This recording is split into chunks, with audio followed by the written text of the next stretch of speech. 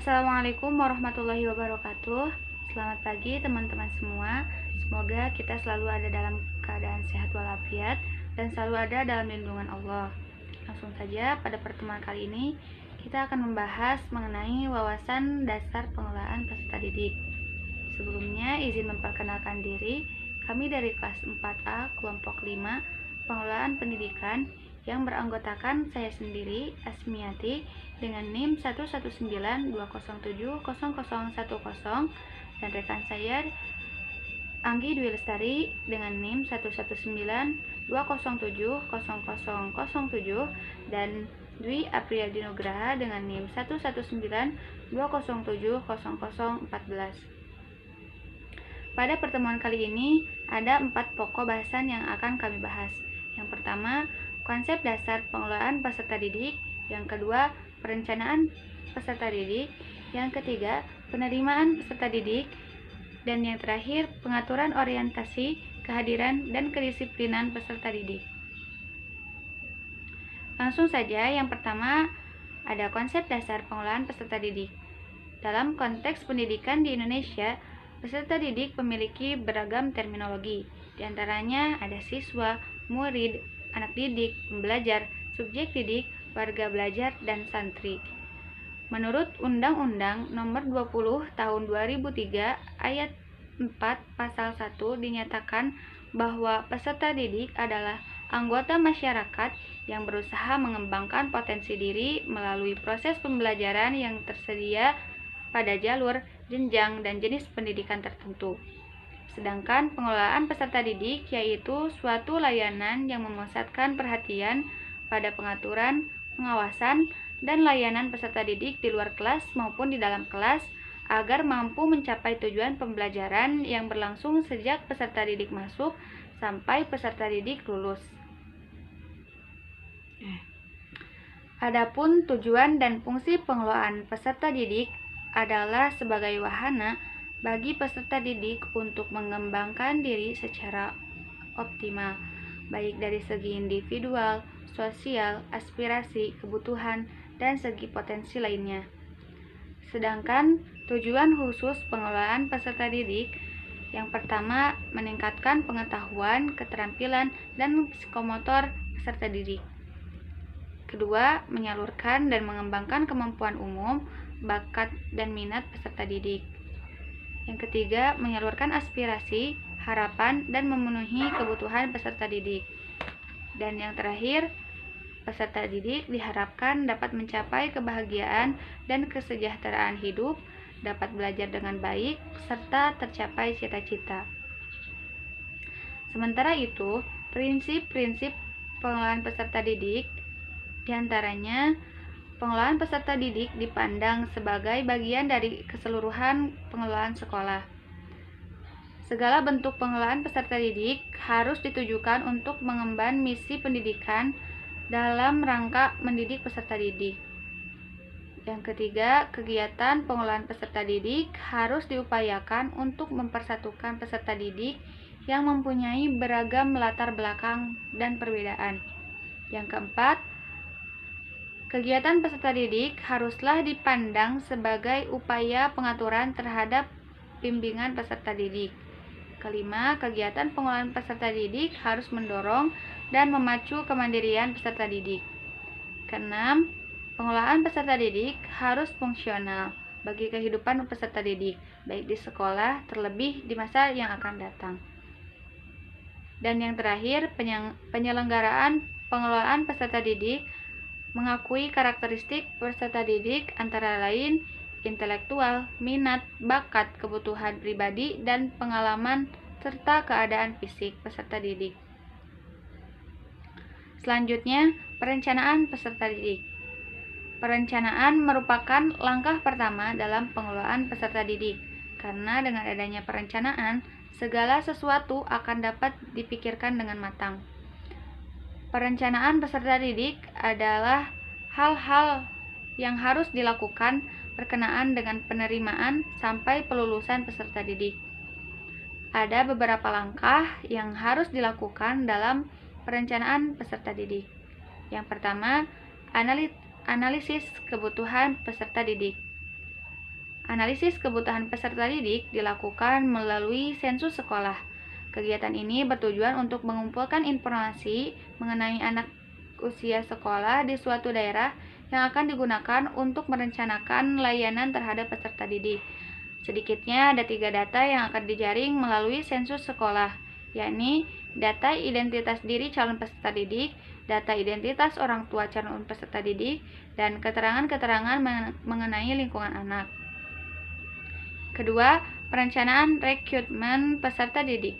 Pada hakikatnya, perencanaan rekrutmen peserta didik ini bertujuan untuk menentukan calon peserta didik di lembaga sekolah bersangkutan.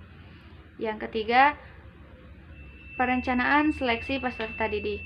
Kegiatan ini bertujuan untuk menentukan calon peserta didik mana yang diterima menjadi bagian dari sebuah lembaga berdasarkan ketentuan-ketentuan yang berlaku. Yang keempat, perencanaan orientasi peserta didik. Kegiatan orientasi ini merupakan pengenalan situasi dan kondisi lingkungan sekolah, baik secara fisik atau lingkungan sosial sekolah, yang bertujuan untuk memberi pemanfaatan pada peserta didik untuk dapat menaati peraturan yang berlaku dan menyiapkan mental, fisik, serta emosional untuk menghadapi lingkungan baru. Yang kelima, perencanaan penempatan peserta didik. Penempatan peserta didik merupakan pengelompokan peserta didik dengan sistem kelas yang dilakukan berdasarkan persamaan yang ada pada peserta didik, seperti usia dan jenis kelamin.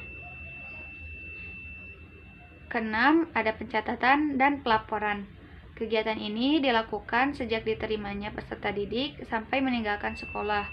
Tujuannya supaya lembaga mampu membimbing peserta didik secara optimal dan sebagai bentuk tanggung jawab lembaga dalam perkembangan peserta didik di lembaga tersebut.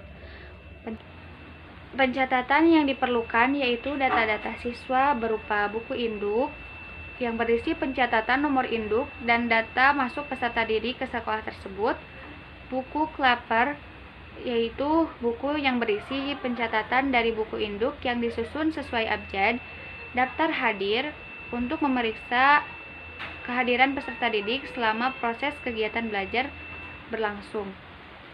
Dan yang terakhir ada daftar catatan pribadi setiap peserta didik, beserta riwayat keluarga, pendidikan, dan data psikologis peserta didik. Sekian dari saya, materi selanjutnya akan dilanjutkan oleh rekan saya. Di sini saya akan melanjutkan presentasi mengenai pengelolaan peserta didik. Adapun poin yang ketiga yaitu penerimaan peserta didik. Penerimaan peserta didik baru merupakan proses pencarian untuk menentukan dan menarik pelamar yang mampu untuk menjadi peserta didik di lembaga pendidikan atau sekolah yang bersangkutan. Selanjutnya dijelaskan oleh Mustari bahwa penerimaan peserta didik baru merupakan proses pendataan dan pelayanan kepada peserta didik yang baru masuk sekolah setelah mereka memenuhi persyaratan yang telah ditetapkan sekolah menjelang tahun ajaran baru. Terdapat 3 prinsip penerimaan peserta didik baru. Yang pertama, semua anak usia sekolah memiliki kesempatan yang sama untuk memperoleh pendidikan pada satuan pendidikan yang lebih tinggi. Yang kedua, tidak ada penolakan penerimaan peserta didik baru bagi yang memenuhi syarat, kecuali jika daya tampung di sekolah yang bersangkutan tidak mencukupi dan ketentuan waktu proses penerimaan peserta didik baru telah berakhir. Prinsip yang ketiga, sejak awal pendaftaran, calon peserta didik dapat menentukan pilihannya ke sekolah negeri ataupun ke sekolah swasta.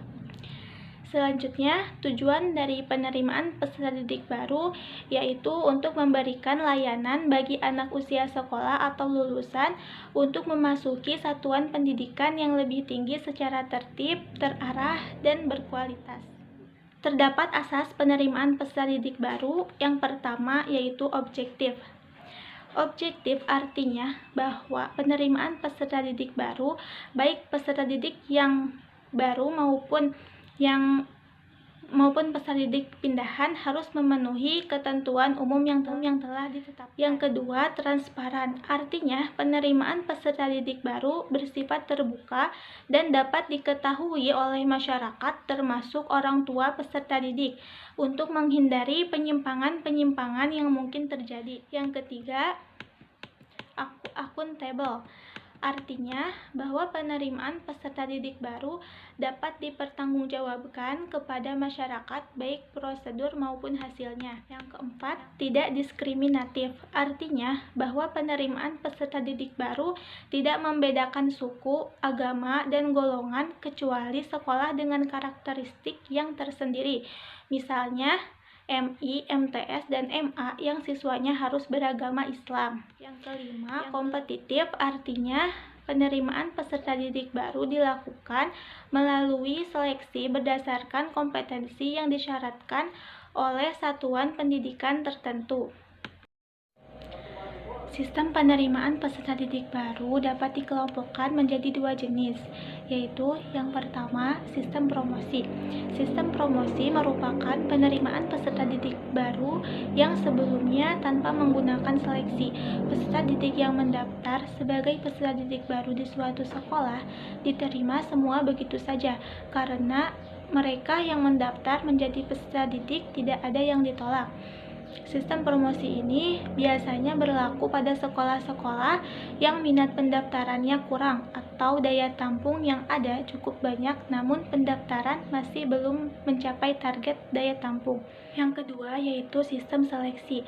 Sistem seleksi merupakan proses penerimaan peserta didik baru yang dilakukan berdasarkan kriteria-kriteria seleksi tertentu. Nah, sistem seleksi ini dilakukan melalui dua tahapan, yaitu yang pertama, seleksi administratif, yang merupakan kelengkapan administratif calon peserta didik.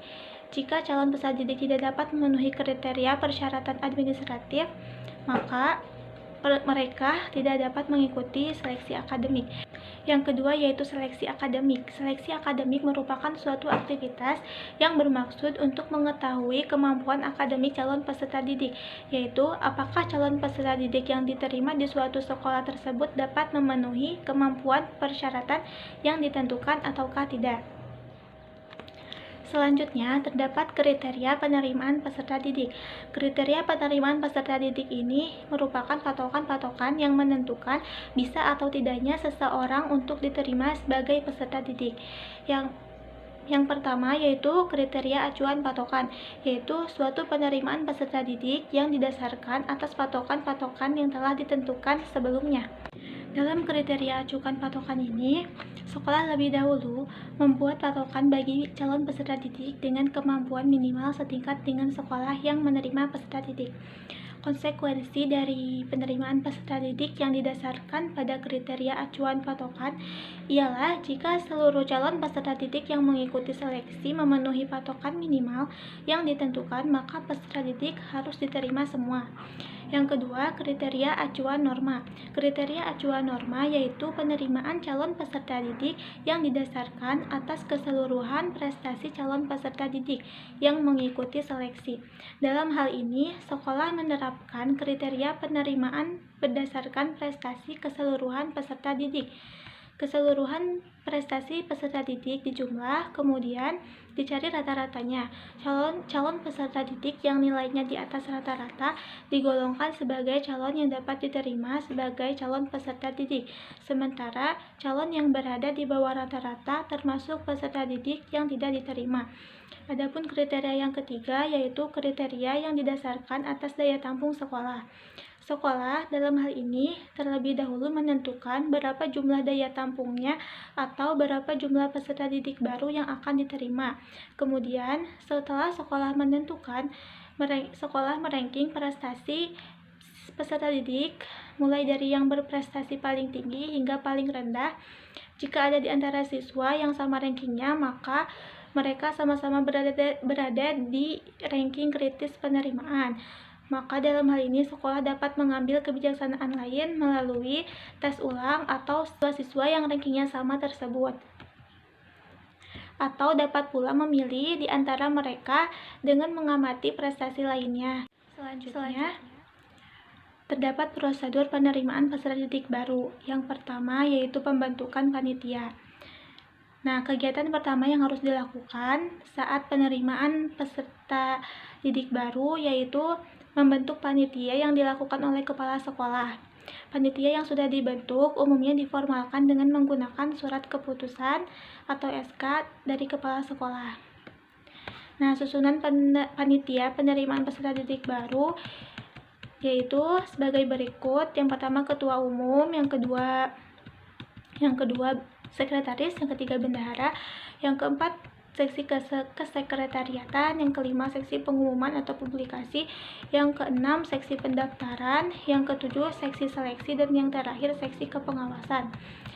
Adapun prosedur yang kedua yaitu rapat penerimaan peserta didik. Dalam rapat penerimaan peserta didik ini dipimpin oleh kepala sekolah atau wakil kepala sekolah urusan kesiswaan. Nah, yang dibicarakan dalam rapat penerimaan peserta didik ini yaitu keseluruhan ketentuan penerimaan peserta didik baru. Dalam rapat ini, keseluruhan anggota panitia dapat berbicara sesuai dengan kapasitas mereka. Nah, aktivitas-aktivitas yang akan dilakukan dibicarakan setuntas mungkin dalam rapat ini, sehingga setelah rapat selesai, seluruh anggota panitia hanya menindaklanjuti saja. Nah, hasil rapat ini ditulis dalam buku notulen rapat. Selanjutnya, tahapan dalam penerimaan peserta didik baru yaitu pembuatan, pengiriman, atau pemasangan pengumuman. Setelah rapat mengenai penerimaan peserta didik baru berhasil mengambil keputusan-keputusan penting, seksi pengumuman membuat pengumuman yang berisi yang pertama, gambaran singkat mengenai sekolah meliputi sejarah sekolah, kelengkapan gedung yang dimiliki, fasilitas-fasilitas sekolah, serta tenaga-tenaga kependidikan, guru, pustakawan, laboran, dan sebagainya. Yang kedua, persyaratan pendaftaran peserta didik baru. Yang ketiga yaitu cara pendaftaran meliputi pendaftaran secara kolektif melalui kepala sekolah, tempat di mana peserta didik tersebut sebelumnya sekolah, dan yang kedua, pendaftaran secara individu oleh masing-masing calon peserta didik. Hendaknya dijelaskan apakah pendaftaran selain secara kolektif oleh kepala sekolah dapat diwakilkan oleh orang lain ataukah tidak. Yang keempat, waktu pendaftaran yang memuat keterangan kapan waktu pendaftaran dimulai dan kapan pendaftaran diakhiri. Waktu pendaftaran ini meliputi hari, tanggal, dan jam pelayanan. Selanjutnya, tempat pendaftaran yang menyatakan di mana saja calon peserta didik tersebut dapat mendaftarkan diri.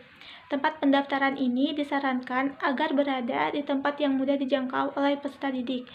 Selanjutnya, berapa uang pendaftarannya dan kepada siapa uang tersebut harus diserahkan melalui petugas pendaftaran atau bank yang ditunjuk serta bagaimana cara pembayarannya. Selanjutnya, waktu dan tempat seleksi yang dilakukan, hari, tanggal, jam, dan tempat. Yang terakhir, kapan pengumuman hasil seleksi diumumkan dan di mana calon peserta didik dapat memperolehnya. Nah, pengumuman yang telah dibuat ini hendaknya ditempelkan pada tempat-tempat yang dapat dikirimkan ke sekolah ataupun di tempat-tempat strategis agar dapat dibaca oleh para calon peserta didik. Prosedur selanjutnya yaitu pendaftaran calon peserta didik. Pada saat pendaftaran peserta didik baru, yaitu loket pendaftaran, loket informasi, dan formulir pendaftaran. Sedangkan yang harus diketahui oleh calon peserta didik ialah kapan formulir boleh diambil, bagaimana cara pengisian formulir, dan kapan formulir yang sudah terisi dikembalikan. Loket informasi ini disediakan untuk peserta didik yang menginginkan informasi mengenai hal-hal yang belum jelas dalam pengumuman. Dengan cara demikian, mereka mendapatkan peluang yang sama untuk mengikuti tes. Prosedur selanjutnya yaitu seleksi peserta didik baru. Seleksi peserta didik baru ini sebagaimana dikemukakan di atas, selain dengan menggunakan nilai rapot dan nilai advance murni juga menggunakan tes. Pengawas tes perlu diatur agar mereka dapat mengerjakan tugasnya sesuai dengan yang ditentukan. Peserta tes juga perlu diatur agar selain mereka dapat mengikuti seleksi dengan baik, tenang, dan tertib, juga sekolah bisa mendapatkan calon peserta yang unggul sesuai dengan yang ditentukan. Nah, tata tertib mengikuti tes itu hendaknya diberikan kepada peserta didik saat peserta mengembalikan formulir yang terisi. Selanjutnya, penentuan peserta didik yang diterima. Pada sekolah-sekolah yang sistem penerimaannya berdasarkan DANEM, ketentuan siswa yang diterima berdasarkan atas ranking DANEM yang dibuat, sedangkan pada sekolah yang menggunakan sistem PMDK, ketentuan penerimaannya didasarkan atas hasil ranking nilai rapot peserta didik. Sementara pada sekolah yang menggunakan sistem tes, dalam penerimaannya didasarkan atas hasil tes. Selanjutnya, yaitu pendaftaran ulang. Calon peserta didik yang dinyatakan diterima diharuskan mendaftar ulang dengan memenuhi persyaratan dan kelengkapan yang diminta oleh sekolah. Nah, jika cadangan ini tidak dapat mendaftar ulang setelah pemanggilan atau diumumkan sesuai dengan batas waktu yang telah ditentukan, maka akan diisi oleh cadangan lain, demikian seterusnya. Nah, peserta didik yang mendaftar ulang ini dicatat dalam buku induk sekolah. Nah, demikian yang dapat saya sampaikan. Selanjutnya akan dijelaskan oleh teman saya.